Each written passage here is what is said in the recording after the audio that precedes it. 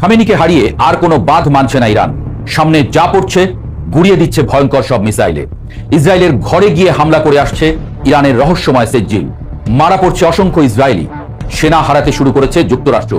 বিশ্ব দেখছে এক নতুন ইরানকে, যে ইরানকে আগে দেখেনি কে। বুকে এক অভূতপূর্ব প্রলয়ঙ্করী ঝড়ের জন্ম হয়েছে, যার কেন্দ্রস্থল দম্ভ ভরে দাঁড়িয়ে আছে এক নতুন, ক্ষুব্ধ এবং অপ্রতিরোধ্য ইরান।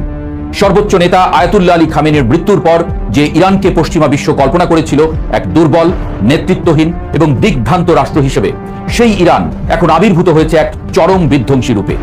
পশ্চিমা বিশ্ব, বিশেষ করে যুক্তরাষ্ট্র এবং ইসরায়েল ভেবেছিল খামেনির পতনের সাথে সাথেই বুঝি ইরানের ইসলামী প্রজাতন্ত্রের ভিত তাসের ঘরের মতো ধসে পড়বে। কিন্তু তাদের সেই হিসেব নিকেশ আক্ষরিক অর্থেই বুমেরাং হয়ে ফিরে আসছে। বাস্তব চিত্র সম্পূর্ণ ভিন্ন এবং ইসরায়েলের জন্য চরম ভয়াবহ।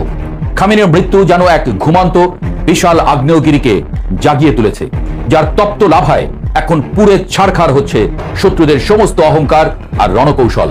শোককে বারুদে পরিণত করে ইরানের রেভলিউশনারি গার্ড কোর বা আইআরজিসি এবং বাসিজ বাহিনী এমন এক মরণপণ প্রতিরোধ এবং সর্বগ্রাসী আক্রমণের সূচনা করেছে, যা দেখে থমকে গেছে পুরো বিশ্ব। ডোনাল্ড ট্রাম্পের প্রশাসন হয়তো আইআরজিসি এবং বাসিজ বাহিনীর আসল শক্তি, শেকড় এবং তাদের আদর্শিক দৃঢ়তাকে বুঝতে চরমভাবে ব্যর্থ হয়েছিল। আর সেই মারাত্মক ভুলের মাসুল এখন দিতে হচ্ছে রণাঙ্গনে সারি সারি কফিন এবং ধ্বংসস্তূপের বিনিময়ে।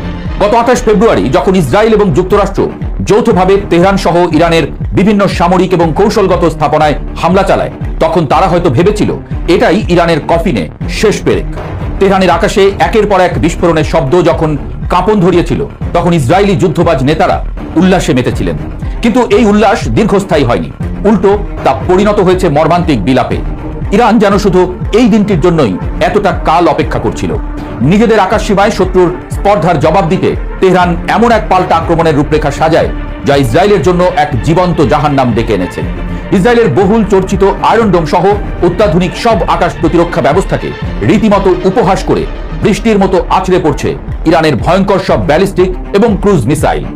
বিশেষ করে ইরানের রহস্যময় এবং তীব্র গতিসম্পন্ন সেজ্জিল মিসাইলের আঘাত ইসরায়েলের সামরিক ঘাঁটি এবং গুরুত্বপূর্ণ স্থাপনাগুলোকে মাটিতে মিশিয়ে দিচ্ছে।